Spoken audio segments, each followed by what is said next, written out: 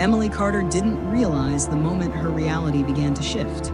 There was no dramatic explosion, no shouting, no broken glass, just a sentence.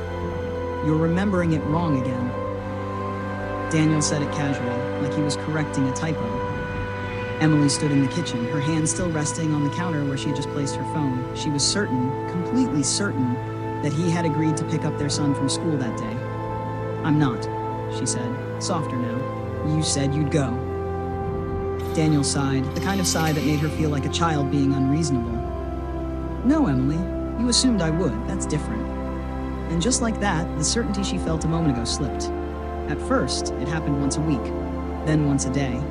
Then every conversation felt like walking through fog. Daniel Carter was the kind of man people admired, confident, articulate, successful.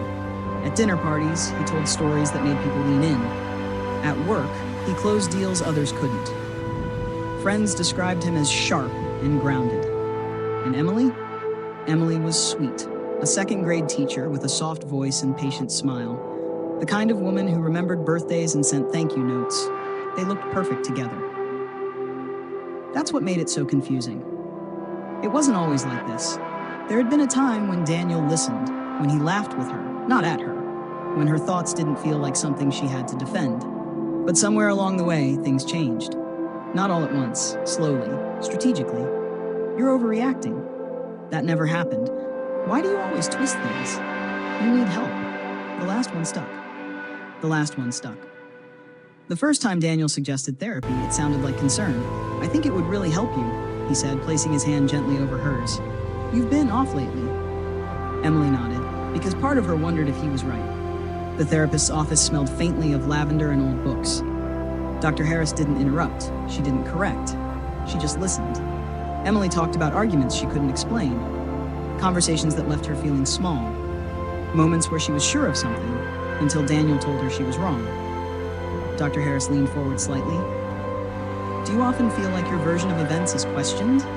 Emily hesitated, then nodded. "Do you find yourself apologizing? Even when you're not sure what you did wrong?" Another pause. "Yes. And when you express how you feel, how does your husband respond?"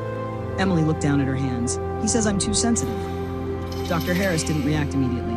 Then, gently, "That's not sensitivity, Emily. That's confusion being created." Emily blinked. "Created?" Dr. Harris nodded. "What you're describing sounds like a pattern of psychological manipulation. It has a name." She paused. "Gaslighting." The word landed quietly, but it didn't disappear. That night, Emily sat in her car longer than usual after pulling into the driveway. Gaslighting. The word replayed in her mind. It didn't feel dramatic. It felt accurate. Daniel noticed the change before she said anything. "You seem quiet," he said over dinner.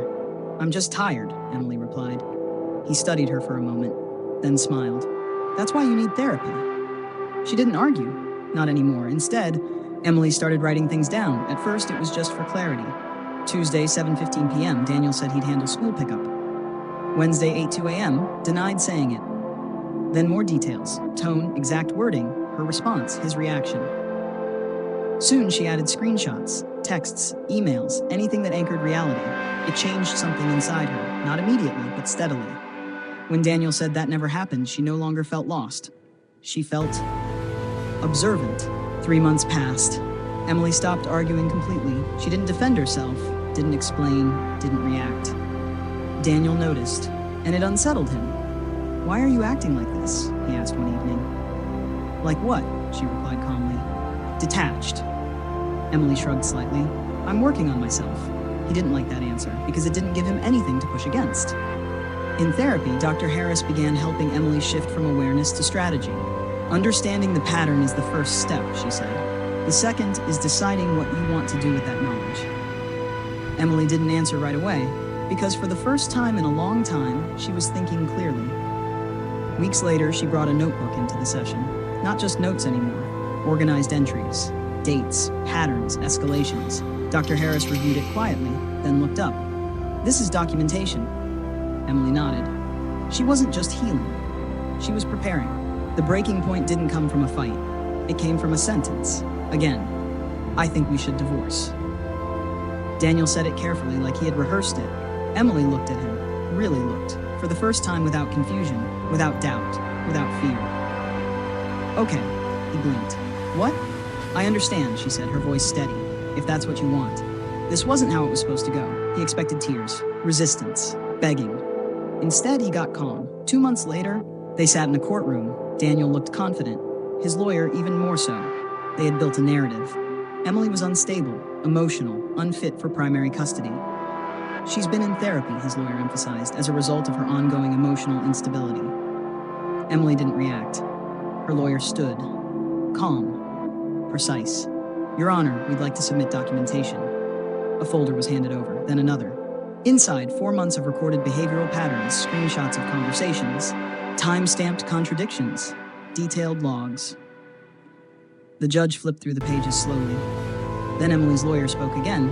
We would also like to call a professional witness. Dr. Harris stepped forward.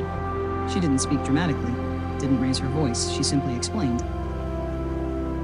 This documentation reflects a consistent pattern of psychological manipulation, she said. Specifically, gaslighting, where one individual systematically distorts another's perception of reality.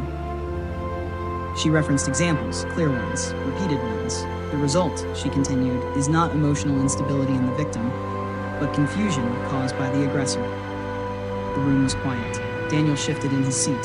For the first time, he didn't look in control. Cross-examination didn't help him, because facts don't react, they sit and wait. The ruling came 2 weeks later. Primary custody, Emily. Visitation, supervised. The judge's reasoning was simple. Emotional safety is as critical as physical safety. Daniel walked out of the courthouse without speaking. For years, he had controlled the narrative. Now, the narrative had evidence. Emily didn't celebrate. She didn't need to. A week later, she sat in a small cafe across from the school where her son now laughed freely with friends. Her notebook lay open in front of her. But for the first time, it was empty. No logs, no timelines, no evidence, just blank pages. Her phone buzzed. A message from an unknown number. She opened it. I don't understand how things got this far. She stared at it for a moment, then closed the phone. Because she did understand.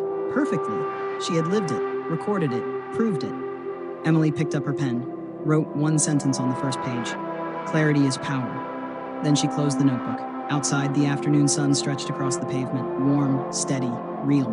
For the first time in a long time, so was she.